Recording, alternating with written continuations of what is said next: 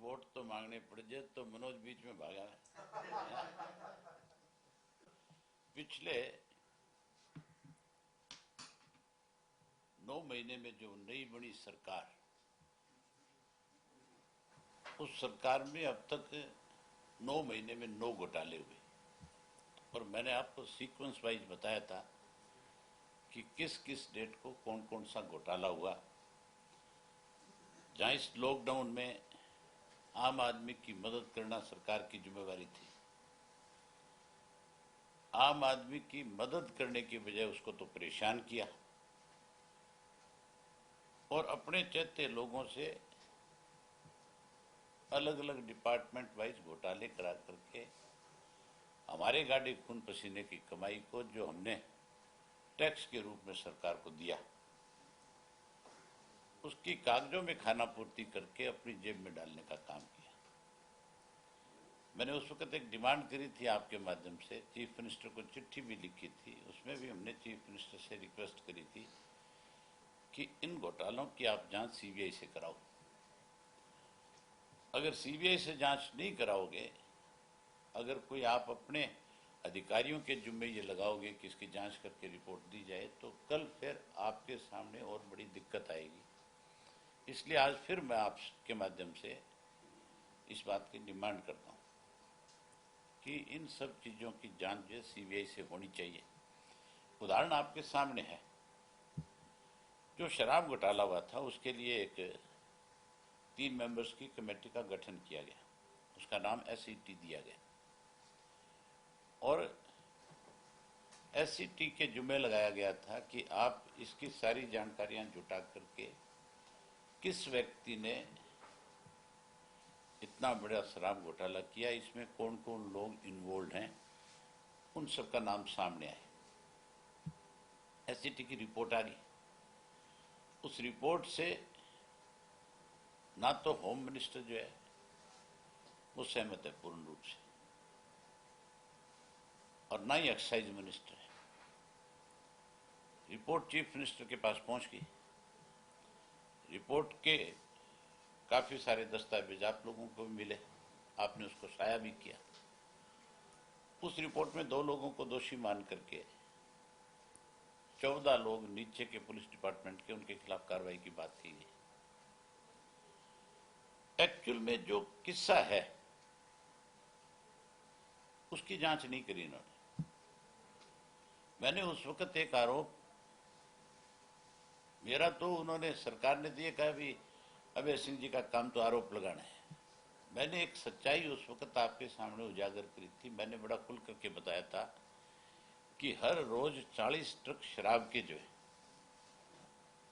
पंजाब की और हरियाणा की डिस्टिलरी से निकलते हैं, जिनके कोई परमिट नहीं होते, जो डिपार्टमेंट के साथ मिली भगत करके सरकार में बैठे पहुंच बड़ी रखने वाले लोगों से मिल करके हर रोज 40 ट्रक दारू के इस लॉकडाउन के दौरान हरियाणा में गए और उस शराब को हरियाणा प्रदेश में बेचा गया।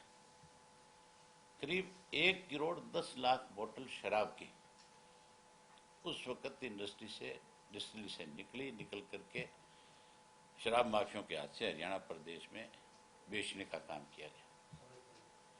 एससीटी ने उस बात का जिक्र किया है अपनी रिपोर्ट में। चीफ मिनिस्टर के पास आज से 20 दिन पहले ये रिपोर्ट सबमिट करी कि भी 1 करोड़ 10 लाख बोतल ऐसी है जिनका अब तक कहीं कोई जिक्र नहीं आ रहा। ये शराब जो है एक्साइज डिपार्टमेंट ने मानी कि हमारे यहाँ से गई है। जो एससीटी बनी थी उसमें एससीटी का जो हेड करने वाला था टीसी गुप्ता, वो कल आपके सामने किस चीज को लेकर के हाँ भरे ना भरे, क्योंकि वो तो एक सरकारी ऑफिसर है, उसको तो सरकार की हर चीज को ध्यान में रखना है। लेकिन उन्होंने जब इसकी जांच शुरू करी थी तो फरीदाबाद का अकेला डीटीसी था जिसने अपनी रिपोर्ट उनको सबमिट करी, फतेहाबाद का उसने अकेले ने करी। बाकी जो 21 डीटीसी थे उन्होंने ये कह करके उसको मना कर दिया कि भी हमने तो अपनी रिपोर्ट बना करके एक्साइज डिपार्टमेंट को दे दी, आप उनसे ले लो, हम आपको डायरेक्टली नहीं दे सकते। जबकि वो कमेटी बनी थी जिसका काम जांच करना था, उसके सामने मुख्यमंत्री की बनाई कमेटी के सामने हर हालत में उनको दस्तावेज देने बनते थे। पहले दिन से ही ये दस्तावेज नहीं देने का जो रीजन रहा, उसमें साफ था, स्पष्ट था कि इस शराब घोटाले के पीछे मंत्री का भी हाथ है। एक तरफ मुख्यमंत्री किसी टीम का गठन करता है, एससीटी बनाता है, और उस एससीटी को एक डिपार्टमेंट जो है कोई दस्तावेज मुहैया नहीं कराता, इसका मतलब चीफ मिनिस्टर को चैलेंज है। इसका सीधा सा मतलब है भी चीफ मिनिस्टर को, जो चीफ मिनिस्टर ने कमेटी बनाई थी उसका महत्व खत्म कर दिया उस डिपार्टमेंट ने। अब भी उसकी रिपोर्ट आने के बाद भी उनमें से एक आदमी को जो है क्लीन चिट दे दी गई कि इसका कोई मतलब नहीं है। मैं ये कहता हूं भी केवल एससीटी की उस रिपोर्ट के ऊपर कार्रवाई नहीं, बल्कि वो 1 करोड़ 10 लाख बोतल का जो मामला है उस मामले की जांच होनी चाहिए। और मुझे नहीं लगता कि कोई हरियाणा की सरकार में बैठा अधिकारी इसकी ठीक ढंग से जांच करके उन मुजरिमों तक पहुंच सकता है जिन्होंने ये बड़ी गड़बड़ करी है। इसके लिए इसकी जांच जो है किसी न्यायिक जांच अधिकारी से करानी चाहिए, या तो कोई हाई कोर्ट के सिटिंग जज से हो, और या इस इश्यू को, इस मामले को इसको सीबीआई को दे देना चाहिए। मुख्यमंत्री ने आज जो बयान दिया है, जो मुख्यमंत्री ने कहा है कि चाहे कोई भी आदमी इसमें इन्वॉल्व है मैं उनके खिलाफ कार्रवाई करूंगा, तो मुख्यमंत्री को सबसे पहले उन दोनों के खिलाफ कार्रवाई करनी चाहिए जिन्होंने मुख्यमंत्री के आदेशों की अवहेलना करी है, जिन्होंने मुख्यमंत्री के द्वारा कराई गई जांच को फाड़ करके फेंक दिया, एक तरह से सीधा सीधा चैलेंज कर दिया कि मुख्यमंत्री ने तो क्या जांच कराई, हमें मतलब नहीं है। लेकिन जिनको इस कमेटी ने दोषी माना है, हमने उनको क्लीन चिट दे दी। इस तरह से क्लीन चिट देने का मतलब सीधा सा है कि वो जो आदमी जो क्लीन चिट दे रहा है उसको, वो भी 100% इन्वॉल्व है उसमें, उसकी बिना इन्वॉल्वमेंट के बिना। अदरवाइज तो फिर वो भी ये कहता है कि ठीक है अगर दोषी है तो अब इसकी जांच चल रही, इस जांच के बाद पता चल जाएगा।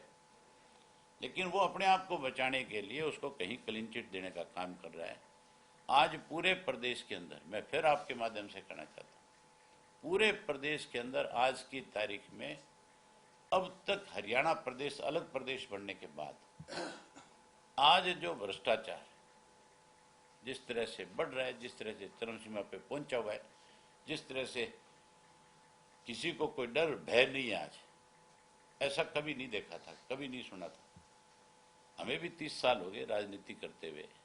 इस 30 वर्ष में बहुत सारे ऐसे मुख्यमंत्री आए जिन पे बहुत बड़े बड़े आरोप लगे, लेकिन जो आरोप आज की डेट में लग रहे हैं, आज जिस तरह से एक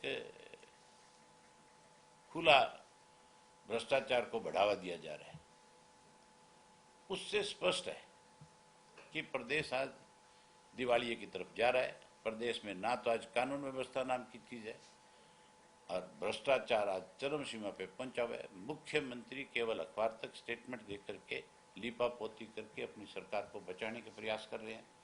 अगर मुख्यमंत्री कहीं प्रदेश के हितैषी हैं, अगर उनको मुख्यमंत्री की पद की गरिमा का थोड़ा सा भी ख्याल है, तो मुख्यमंत्री को इस मामले में बड़ा संज्ञान लेना चाहिए, बड़ा फैसला लेना चाहिए, जिससे प्रदेश में, देश में एक मैसेज जाए कि भाई हरियाणा प्रदेश का मुख्यमंत्री जो है भ्रष्ट लोगों को आगे बढ़ाने के बजाय उन पर अंकुश लगाने का काम कर रहे हैं।